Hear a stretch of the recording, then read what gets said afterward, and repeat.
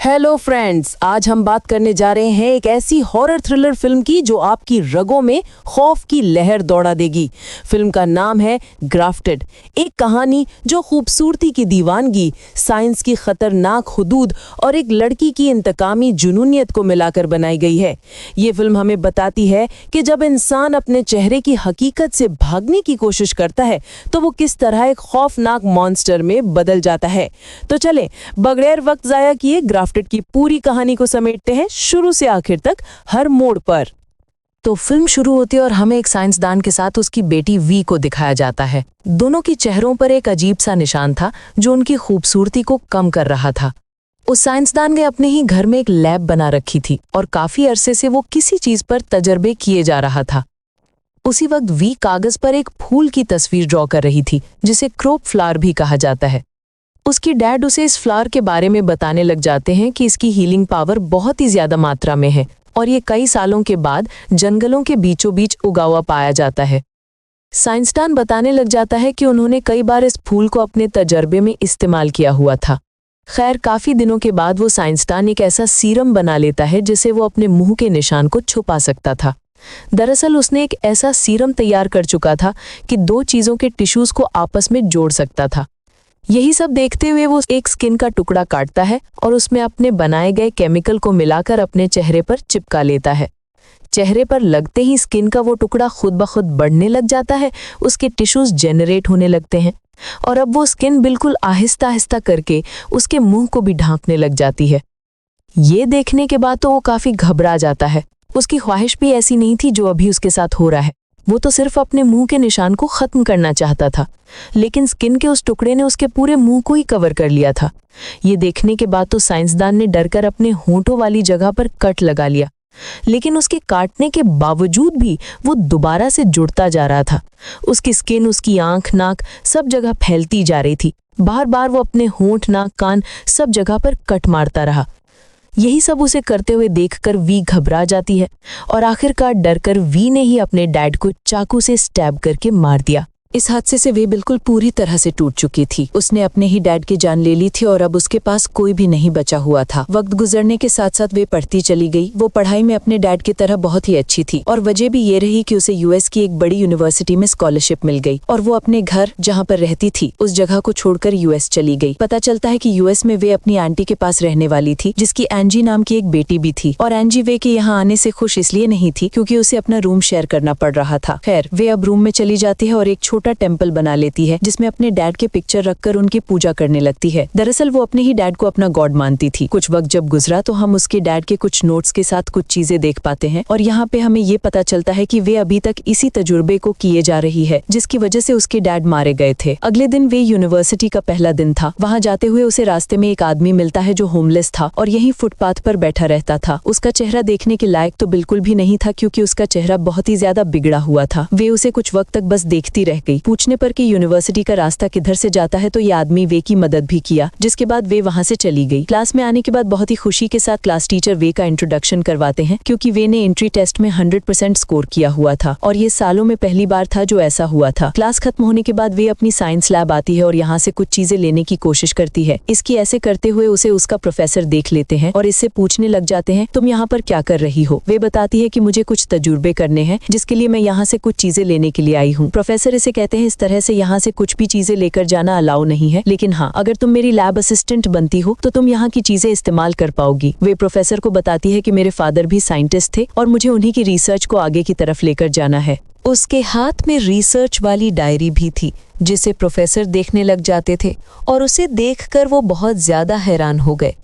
We के जाने के बाद उसमें वी के डैड के बारे में रिसर्च किया तो उन्हें पता चला कि वी के डैड सच में बहुत ही एक जीनियस साइंटिस्ट थे, लेकिन उन्हें फंडिंग ना मिलने की वजह से वो अपने किसी भी तजुर्बात पर पूरी तरह से काम नहीं कर सके। सीन शिफ्ट हुआ और दूसरी तरफ दिखाया जाता है कि वी की कजिन एंजी की दो दोस्त उसके घर पर आई हैं। वो यहाँ पर वी की सामानों को छेड़ने लग जाती हैं और इस दौरान उन्हें खून से भरे हुए कुछ टूल्स, तजुर्बे से मुतल्लका चीज़ें और डरावनी तजुर्बात की पिक्चर दिखाई दे पड़ती हैं, जिन्हें देखने के बाद तीनों को डर लगने लग जाता है। खैर, अगले दिन का वक्त आ जाता है और हमें दिखाया गया कि एंजी आज भी अपने दोनों फ्रेंड्स के साथ बैठी हुई थी। वी को इन्हें देखकर बहुत अच्छा लगा। वी भी इस तरह की दोस्त बनाना चाहती थी, इसीलिए वो उनके पास जाकर उनसे खुद ही दोस्ती का हाथ बढ़ाया और उन सबको लंच के लिए ऑफर किया। वी के चेहरे के निशान को देखते ही सभी वी से कतराने लग गए थे। वो तैयार तो नहीं हो रहे थे, लेकिन बहुत दूर तक सोचते हुए उन्होंने रेस्टोरेंट जाने के लिए हामी भर ली। लेकिन वहां जाकर उन्होंने जब वी को अजीब तरीके से खाता हुआ देखा तो सभी वी को रेस्टोरेंट में अकेला ही छोड़कर भाग गई। वी ने इन सारे खाने को पैक करवाया और बाहर आकर उस खाने को उस होमलेस आदमी को दे दिया जिसका मुंह खराब था। यहाँ पर बैठकर उस होमलेस आदमी से बातें करने लग जाती है, क्योंकि आज वो बहुत ज्यादा उदास दिखाई दे रही थी। वो उस होमलेस आदमी से कहने लग जाती है, मेरे मुंह पर जो ये निशान है मुझे बहुत ही बदसूरत बना देता है। उसकी बात सुनकर होमलेस कहने लग जाता है कि ऐसा नहीं है, जैसी हो वैसे ही बहुत अच्छी दिखती हो। उसके साथ बातें करते वक्त वी को कुछ अच्छा महसूस हुआ था। यहाँ से घर जाने के लिए जब वो आगे बढ़ ही रही थी कि रास्ते में उसे उसका प्रोफेसर मिल गए, जिन्होंने उसे लिफ्ट भी दी थी। दरअसल वो उसके लिए एक प्रपोजल लेकर आए थे। वो उससे कहते हैं कि मैं तुम्हारी इस रिसर्च को मुकम्मल करने में मदद करूँगा, जिसके लिए प्रोफेसर को वी की इजाज़त चाहिए थी, क्योंकि ये वी के डैड की रिसर्च थी। ये सुनने के बाद तो वी खुश हो गई और उसकी बात मानकर हाँ कर दी, क्योंकि प्रोफेसर पहले इंसान थे जो उसकी मदद कर रहे थे।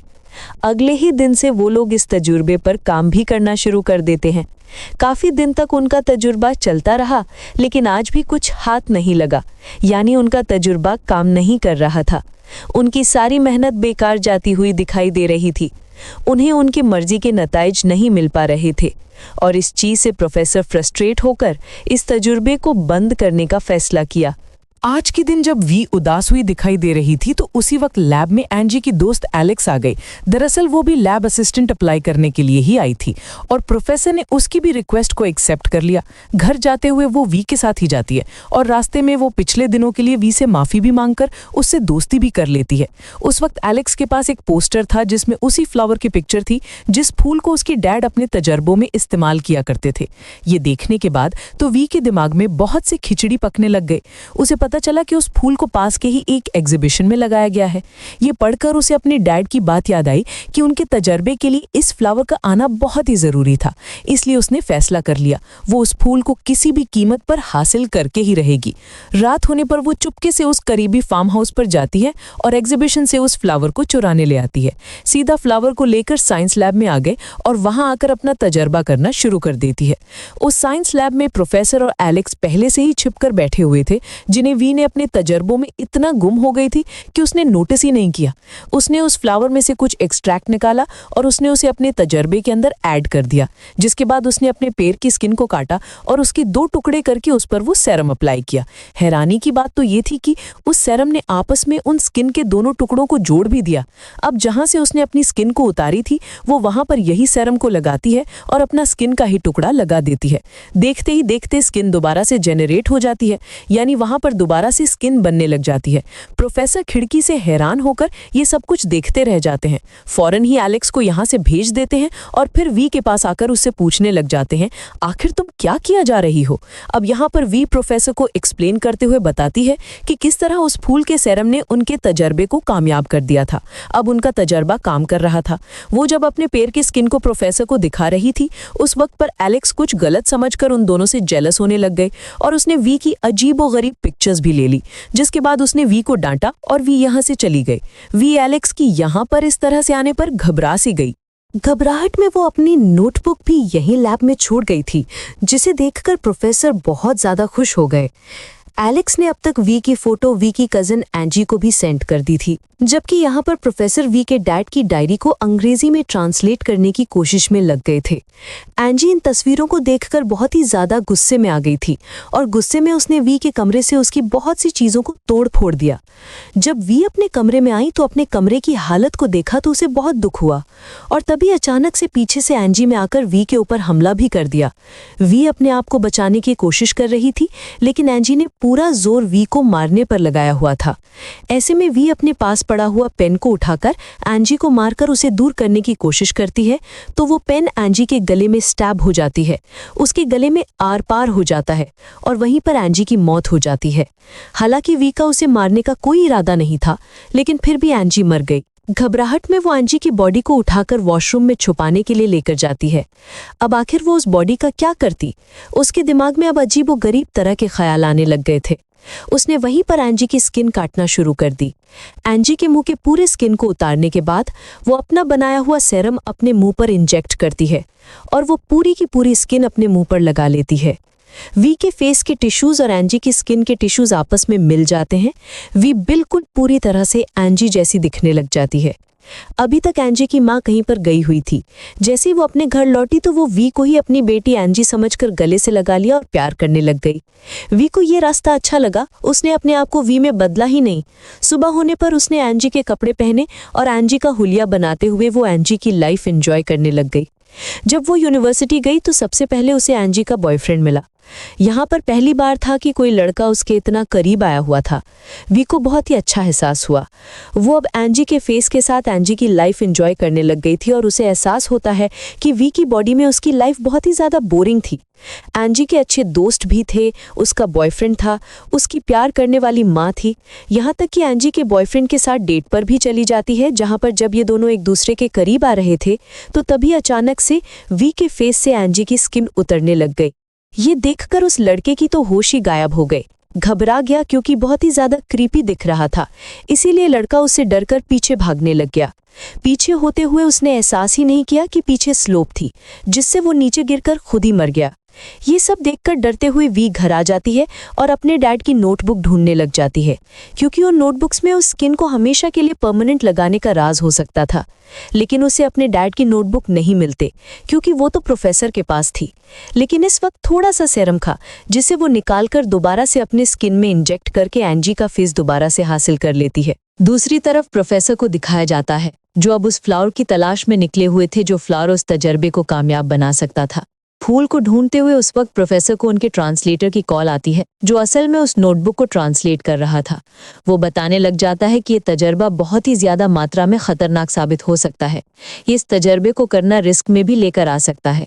दरअसल वो अपने साफ साफ लफ्जों में प्रोफेसर को ये तजर्बे को फौरन से बंद करने को कह रहा था, लेकिन प्रोफेसर उसकी एक तक नहीं सुन रहे थे। अब वी लैब में आकर अपने डैड की बुक को ढूंढने लग गई, लेकिन कहीं पर भी उसे अपने डैड की बुक नहीं दिखाई दी, क्योंकि वो तो प्रोफेसर ने अपनी ट्रांसलेट को दे दी थी। इसीलिए वो फौरन से प्रोफेसर को कॉल लगाती है, तो प्रोफेसर उसे बताते हैं, हाँ वो बुक तो मेरे पास है, लेकिन अब वो तुम्हें नहीं मिलेगी, क्योंकि ये तजर्बा अब मैं अपने नाम से मशहूर करने वाला हूँ। ये सुनने के बाद तो वी को बहुत ज्यादा गुस्सा आ गया, लेकिन वो तो कुछ कर नहीं सकती थी, इसीलिए चुपचाप वहां से चली गई। यूनिवर्सिटी से बाहर निकलते ही उसे ईव नाम की लड़की नजर आ जाती है। उसे पता चलता है कि ईव का भी प्रोफेसर के साथ अफेयर चल रहा था। अब प्रोफेसर का गुस्सा लेने के लिए उसने एंजी बनकर उनसे ईव को घर पर इन्वाइट किया और ईव आ भी गई। उसने आते ही गुस्से में वी ने उस पर हमला कर डाला। ईव भी परेशान हो गई और अपने आप को बचाने के लिए छुपते हुए गार्डन में पहुंच गई, लेकिन वी ने उसे यहाँ पर भी पकड़ लिया और एक ड्रिल मशीन से उसे इसके ऊपर हमला करते हुए उसे मार डाला। ईव के मार लेने के बाद वो ईव की भी स्किन को उतार लेती है और उसे अपने मुंह पर लगा लेती है।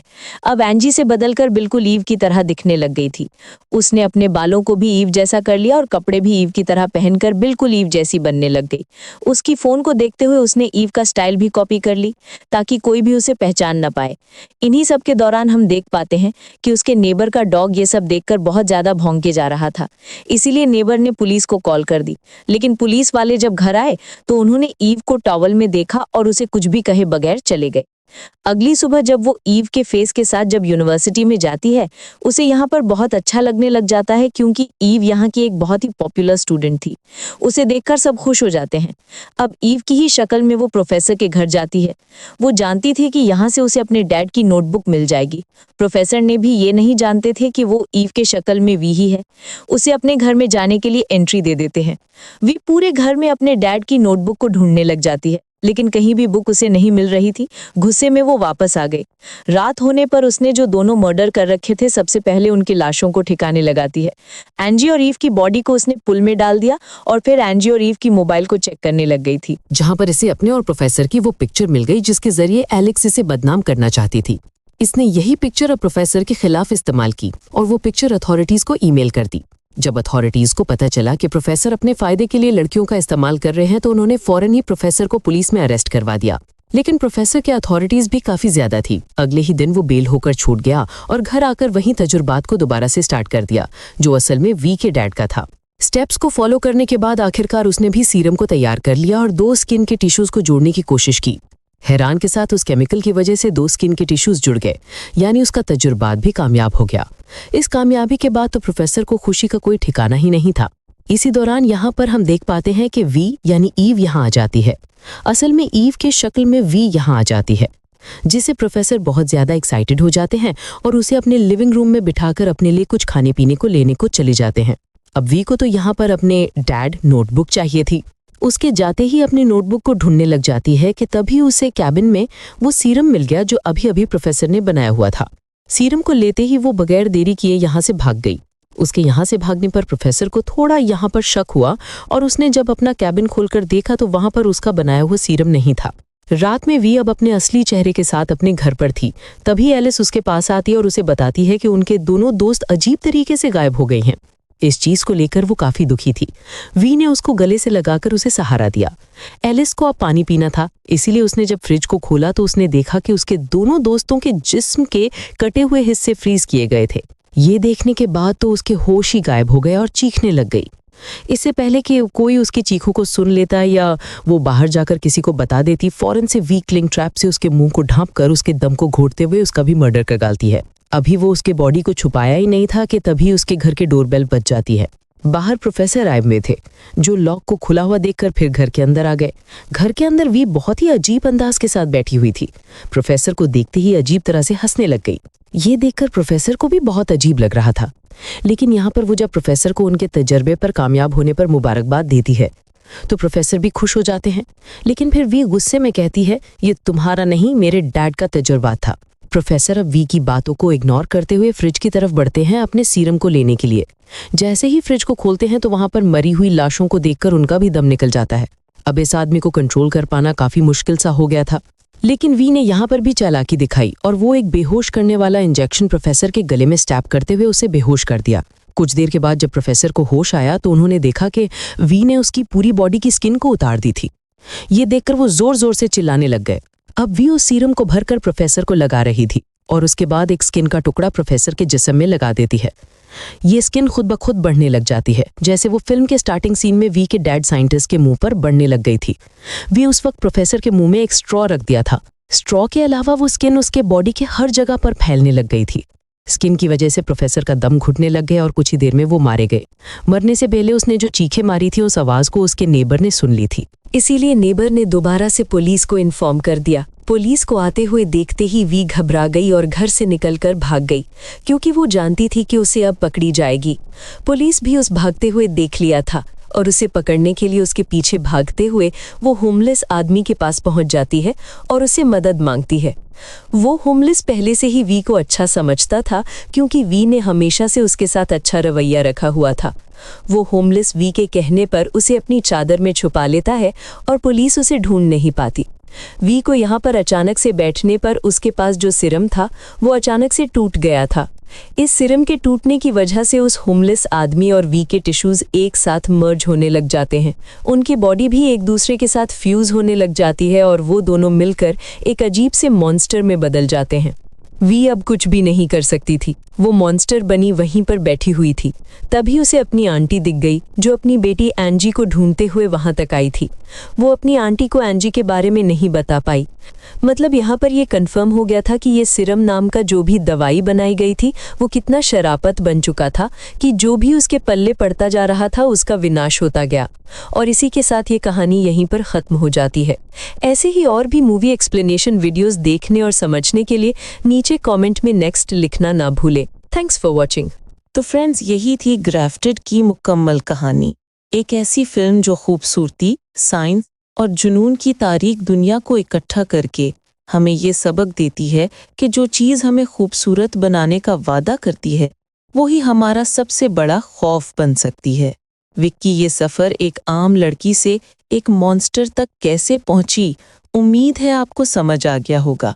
अगर आपको ये एक्सप्लेनेशन पसंद आया तो लाइक ज़रूर करें, चैनल को सब्सक्राइब कर लें और बेल आइकन दबा दें ताकि अगली हॉरर फिल्म की कहानी आप तक फौरन पहुंचे।